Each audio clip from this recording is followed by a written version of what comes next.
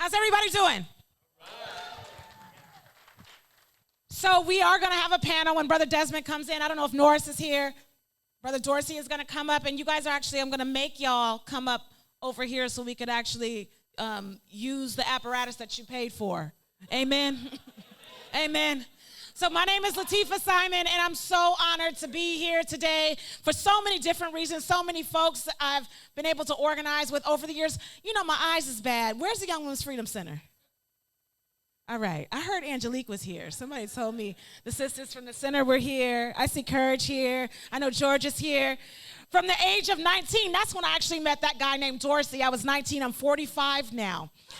Right? And I was working inside juvenile halls and prisons in the Bay as a youngster who was in trouble for most of my teenage years, and came up under the Young Women's Freedom Center and learned how to organize only through the great brilliance of sisters like Marlene Sanchez. Can I get an amen? Where Marlene at?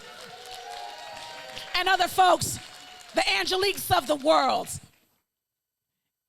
And I made a decision, having come through and led organizations, being the executive director there and being pushed to lead other institutions so that our folks, in my case, my parents who had been deep soldiers and victims of a drug war, we would ensure that their children had space at the table making decisions about the movement that so many have called their own, but we know is ours.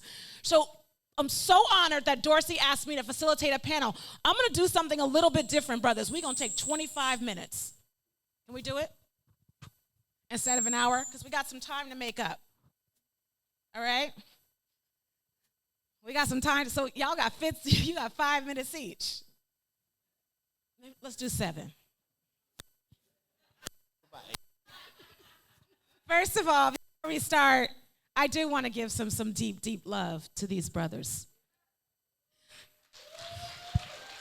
Deep love to these brothers. And my role as a facilitator will be to ask, I'm going to ask a question. You will each answer that question, and it's a question that you know and an answer that you know so deep in your souls.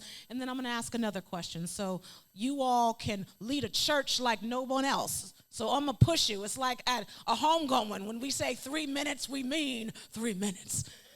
But before I get to the brothers, I want to take some time to honor the women elders in the room who hold up the back and the spines, who feed our children, who wait in lines every single Sunday, who put money on books, who birth babies, who build houses, who keep shit laid out to ensure that there is movement. I think of the women like Handia, who not only run organizations, but ensure that when our women come home, they have places to stay. Elders, stand up. Women, stand up. Before we begin this movement, it's important that we understand that the North Star is the feminine. It is the feminine. And why we are doing this panel today is to continue an ongoing conversation. We will always honor each other. The fact of the matter is, it's time to tell story. It's working? There you go. Good afternoon, everyone. My name is Desmond Meade. I am the executive director of Florida Rights Restoration Coalition. And when I leave this work, there will no longer be any identifier next to our name, whether it be formerly incarcerated, whether it be returning citizens, justice impacted, or whatever other identifiers that we have either had forced on us or we have chosen ourselves. By the time I leave this work, we're just going to be regular people, regular citizens of this country.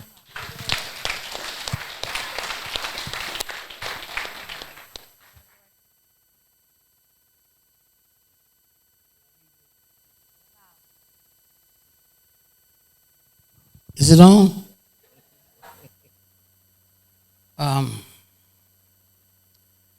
When I leave this work, we will have an infrastructure that can sustain ongoing struggle, because we still wouldn't have one, and we will be in the process.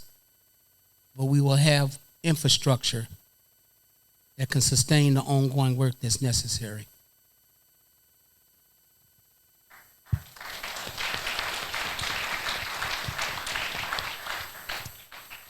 My name is Norris Henderson. I'm an executive director and founder of Voice Experience and Voters Organized Educate out of New Orleans. When I'm no longer around, I hope to have left a roadmap to success and liberation for formerly incarcerated people.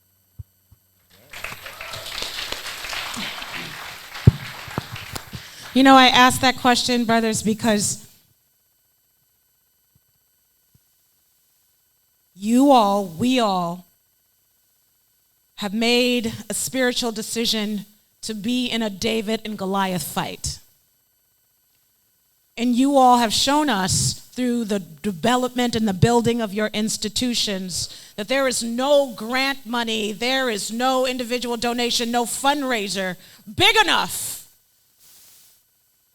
to take down a system that was built in its DNA on the blood and the sweat and the tears of the imprisoned and their families. There's no way but behind the vile beast of all that is evil, you all are taking on so much to do what is right. And it's important that young folks understand that there will be a time when we are no longer here to do this work. I have a couple questions. And I actually want to start with Norris. Because I heard you once do a talk and you talked about those who we refuse to leave behind, right?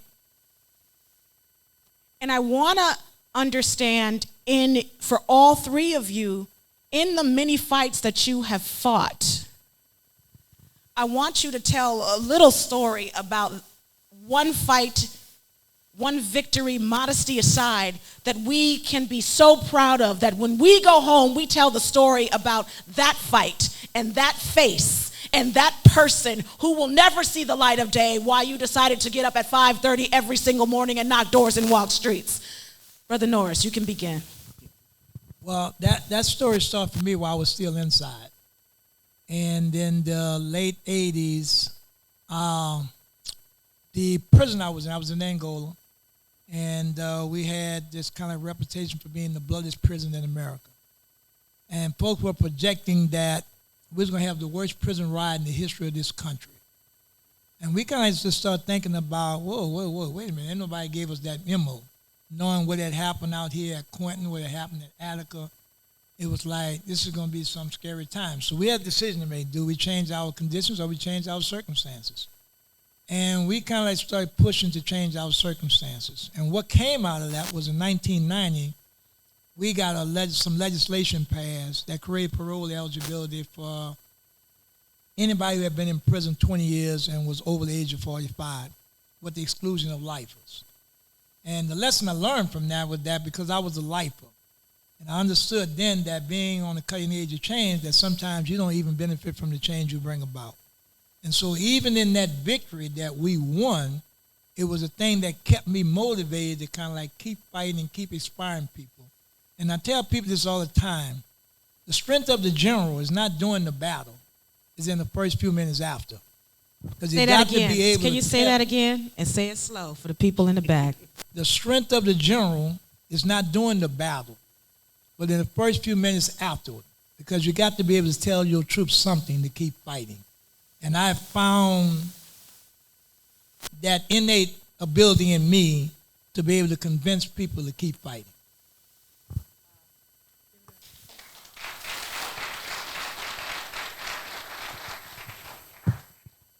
Victory, a story that we should know, and the face behind it. Brother Dorsey? I don't know. It's just But anyway, the face behind it is Kalima. And Kalima was one of the brothers that I was in the pen with. And when I got a parole date because I had life and I was walking towards my freedom, it was a group of people that asked me a question. What was I going to do with my newfound freedom? And I could have told them it was no wrong answer to it. You know, And I could have gave them, but I knew the question was serious enough that I had to think about it, you know. You know, I just started to tell them, man, I'm going to smoke all the weed that I can find, man. I'm going to have sex on the beach, you know, with 4 or 5 people. You know what I'm saying? I could have told them anything because, you know, that's the kind of stories that dudes tell each other in the pen. You know, I'm going to get me a long car or something like that. You know, all of that would have mattered. But when I got out, about 30 years later, Kalima came home.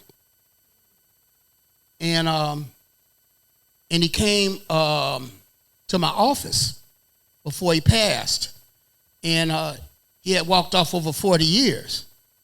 And the day that he came into my office was the day that the President of the United States was encouraging the federal government to follow the lead of counties and states in regards to ban the box. He didn't remember the question, and I did, because he was my elder. And what I told them, I says, what the question you asked, I can answer it now. And the answer to that question was, what would I do with my newfound freedom? I will fight the rest of my life for everybody else's. It's been 51 years. By a show of hands, how many of y'all attended the FIC PFM conference in Orlando in 2018? Raise your hand. Matter of fact, stand up. Okay. Stand up, right? Because you all remember canvassing, knocking on doors, and sending texts and all that stuff, right? So y'all already got a story to tell, right? Y'all already got a story to tell. But for the rest of y'all, I got another story for you, right? Right? And this story is about Monique Worrell, no-name person out of nowhere that decided that she wanted to run for state attorney in Orange County, Florida. And at the time that she decided to enter into the race, there was a front runner by the name, African-American judge, retired judge by the name of Belvin Perry, who was by far the favorite to win the race. And this judge, even though he was an African-American, you've heard, just because you my color don't make you my kind. This was a judge that publicly stated that he didn't believe in the school of prison pipeline, that he wanted to go back to the old ways of policing, right, and prosecution, and how when you looked at his record, you seen that when he had a white defendant and a black defendant, right, with the same charges, with the same history, every single time he always sentenced the black defendant way more harshly than the white defendant. But guess what? This guy had all of the name recognition. He had the fame. All of the bougie folks was endorsing him. All of the major law firms endorsing him. He had the sheriff, the mayor. He even had and the sheriff, the mayor was African American, who endorsed him, and his wife, the mayor's wife, was a congresswoman, Val Demings, who was in the running for vice president, also endorsed him in spite of conversations that we had where we kind of asked her to just stay out of it, right? And so this guy had a huge lead. Monique Worrell comes in the race. She is 35 points down. The minute that we reached out to Val Demings and said, listen, don't endorse this person, or at least don't tap into all of your federal resources to see which is the most reform-minded candidate out in the field. And if you're talking about police accountability, trying to become a vice president, right, then you know you can't have a police reform if your prosecutor ain't reform-minded. And she basically told us to kick rocks, right? And when she told formerly incarcerated people to kick rocks, you know what we did, right? Because we done been to the depths of hell, so we don't scare easy, right? So we was like, okay, well, we ain't gonna kick rocks, we gonna kick your, you know what's up. And so in the matter of, I believe it was 3 weeks, we stood up a pack. We dropped about $2 million in the pack. We cut commercials. We hired 130 returning citizens to hit the streets. And we got a little cocky with it. We even shot the commercial in the office of the opponent supporter, just to show that we could barge our way into anything. And on election night, Monique Worrell won by 15 points. I tell that story as a companion piece to the story of Amendment 4, when you all and so many other of us came from across the country and we descended on Orlando, and our work that we did played a significant role in Amendment 4 passing and allowing 1.4 million people with prior felony convictions the ability to vote, right? Wow. But that was just the beginning, because just getting the right to vote ain't good enough, right? We've got to exercise that right. And when we can collectively work together and engage not only ourselves and our family members and our friends, right, who may not be impacted, when we collectively engage them, we create a monster that no one can defeat, right? And we were able to face the biggest apparatus ever, and we were still able to bring them down to their knees, right? And I know throughout the state of Florida, they are concerned, and some of them terrified, about what we have, what we can accomplish when we come together. And that's a story I think you need to take back, because when, you know, sometimes you may feel like you by yourself. Sometimes we get worn out, you know, whether it's because we're not getting enough funding or one thing after the other. But the story that you have to take back is that if we, you know, we talking about don't feel no ways tired, she didn't tell the rest of it, right? Come too far. We've come too far from where we started from, right? And here's the part. Nobody told us that the road was going to be easy. This shit ain't easy, y'all. That's right. But you got to believe. When you go back home, you got to believe that God didn't bring you this far just to leave you. That's right. Point blank.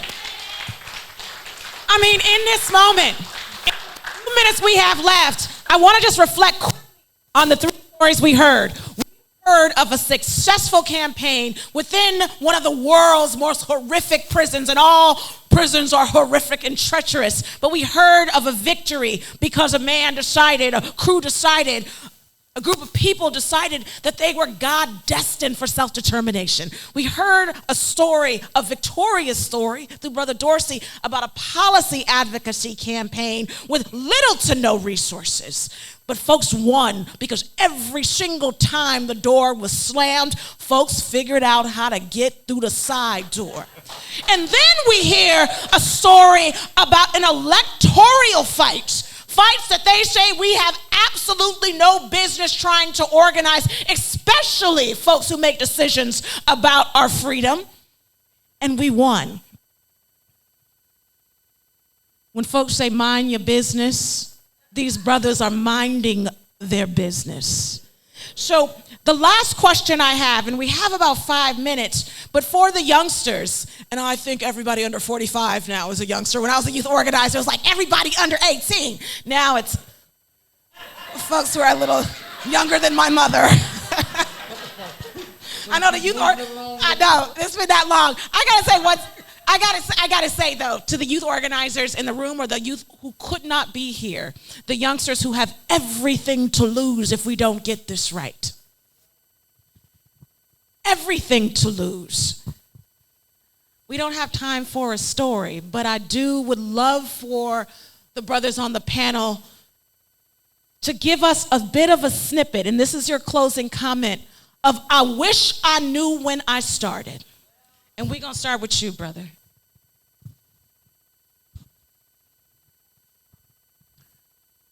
I wish I knew when I started what my true worth was, and not letting organizations with fancy initials pimp me. Whoa. I wish I knew when I started how valuable our data really is, and how people profit off of our data, and how if we find a way to capture and own our own data, how much more powerful we can be. I want us to continue to follow up with this brother on this story, because this is just the headline. There's a lot of story in here. There's a lot. Thank you for that. Brother Dorsey, Brother Norris. I wish I would have knew.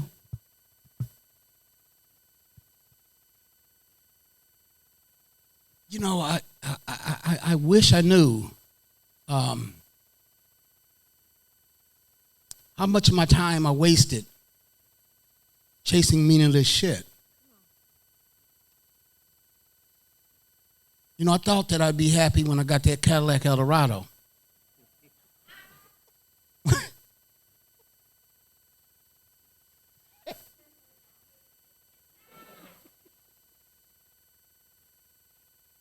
And it wasn't my best car. The best car I ever owned was a 1968 Ford Galaxy, which I used to wake up 3 times a week. And it didn't have any windows in the back, and took my mother to dialysis. I wish I would have knew what did it mean to actually cast a vote and to run campaigns that led to other people's rights when we won. There's probably some homies in the room that wouldn't necessarily be in the room if we hadn't changed 3 strike laws.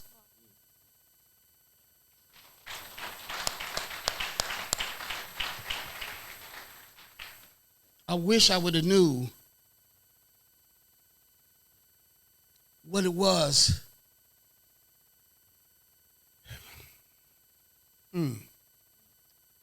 Hey, when I say I'm emotional, the last time I was at this conference, the room that I was in, my older sister was in that room too.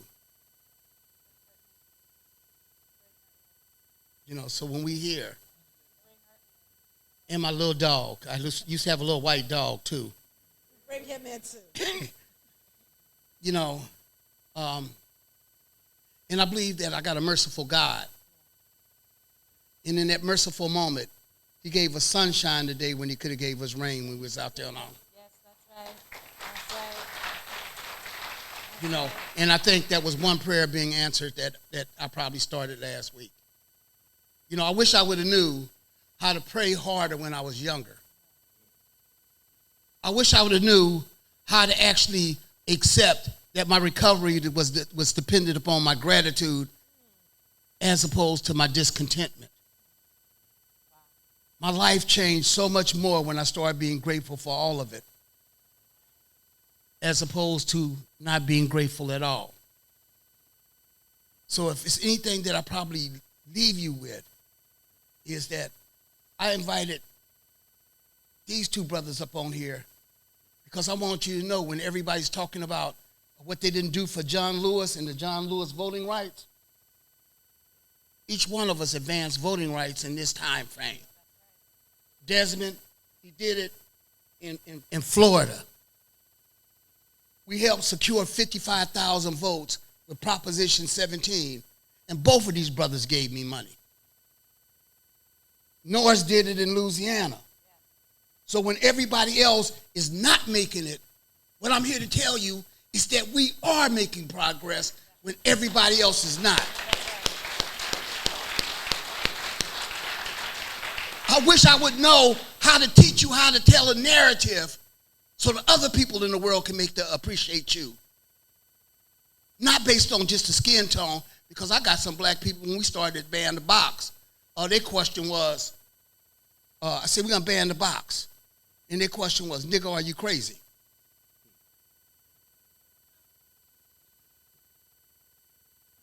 It's 287 million people stay in the jurisdiction where the box has been banned.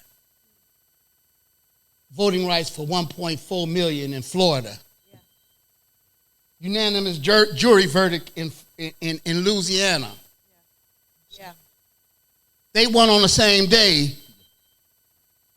I called him to ask him, how was he feeling about his victory, he started talking about Desmond. That's right. That's right.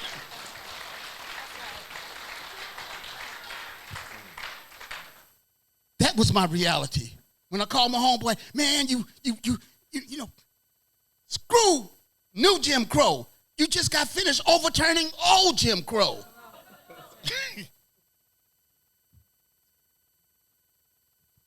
And he talked about Desmond. I wish I knew what Norris knew. Because the night that I called him, in the midst of overturning old Jim Crow shit, he was still humble enough to enjoy Desmond victory. Yeah. Come on, that's a lesson. That's good news. All right, brother Norris, take us home. Well, I wish I would have known not to be as naive as I was coming out of prison, thinking everybody's going to be excited about what I wanted to do. And my vision in prison was to restore the right to vote to formerly incarcerated people. And I was like, why wouldn't everybody be excited about this? But fast forward, I'll be home 19 years in a matter of days. And you fast forward and I understand why. And the reason why is because they don't ever want us to have power. And we have built power in a way, and I heard Desmond talk about the election, and I always talk about getting somebody elected is easy. That's easy. Taking somebody down is hard. But people ask me in the last couple of weeks, what's the most exciting thing you've ever done? And Dorsey talked about the non-unanimous jury verdict. It's like 130-something years of Jim Crow that we took down. But in December of last year, we took out a 17-year incumbent sheriff. And when the conversation started, it was kind of fun. And I'm kind of like close it with this. We were kind of like Desmond. We were down 13 points. And then election night, we won by 6. So a 19-point turnaround in 30 days. And a reporter walked up to me and asked me a question and said, how do you feel? I said, I think you're asking the wrong question. So you need to be asking the person who lost, how do he feel about having this ass whipped by a bunch of crackheads and criminals? Because during the election, all he talked about, he called us murderers, he called us crackheads, he called us, you name it, he called us that. And so the night of that election, when the reporter asked me how I felt, I said, no, you need to ask him how he feel to have his ass whipped by a bunch of criminals and crackheads. And so I say that to say this, is that you have to be willing to fight one day longer than the next person. Whoa. And for everybody who have ever encountered a bully, elementary school, junior high school, in prison, whatever, the only time he stopped was the day that you was willing to fight and he wasn't. And that's the same mentality we have to bring to this work. We have to be willing to fight one day longer than them. And as long as you're willing to do that, we're going to always win. So what I think is clear as we end this panel, and just bear with me for just 1 second. And if you look at the elders at your tables, and if you look at these elders here, and when you go out and you go back home, just continue to tell the story that I have been trained by the best. That I have hood so deep, that I am a part of a movement so rich in spirit and experience. The best policy thinkers are right in my cell phone. I don't need to hire a big firm. The strategists who are the most anointed are behind bars, and that there are continuous, many examples of how we fight and we win, and when we lose, we understand that there is another fight, and if we are too weak, there is somebody in the front, on the side, to the left, and in the back, ready to go. So that's what this session was about, and we know it to be true. And so I just want to say to my uncles, thank you so much. Ashe.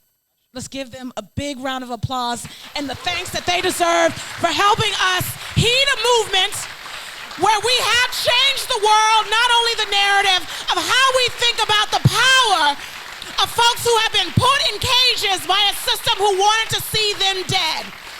We are winning. Thank you so much, Brother Dorsey. You can take it away to the next panel. Thank you all so much for having me here. What an honor. I appreciate you. Hey, we're getting ready to move into the next panel, but it's one thing that I wanted to get you to hear that maybe wasn't as clear as it possibly should have been. Both in Florida and both in Louisiana, the fight wasn't for 51%. The fight was for the margin. So if y'all leave here not knowing that sometimes the margin is as few on local elections to 1,000 votes, y'all can turn out 1,000 votes and kick ass. If you think about on the state level, it's less than 30,000 votes in most elections. You can win, but if you go out in this room thinking, I got to secure 51%, you might not even show up for the fight. So how do you frame your struggle? So I just want to give you that, and I just want to actually introduce you to Desmond and Norris, because not every time in their lifetime you get to meet your heroes on the battlefield.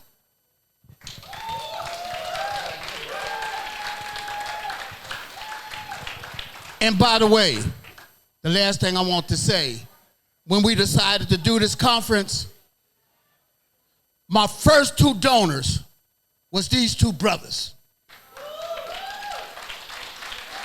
So it wasn't a foundation who donated first. It was our homies who donated first.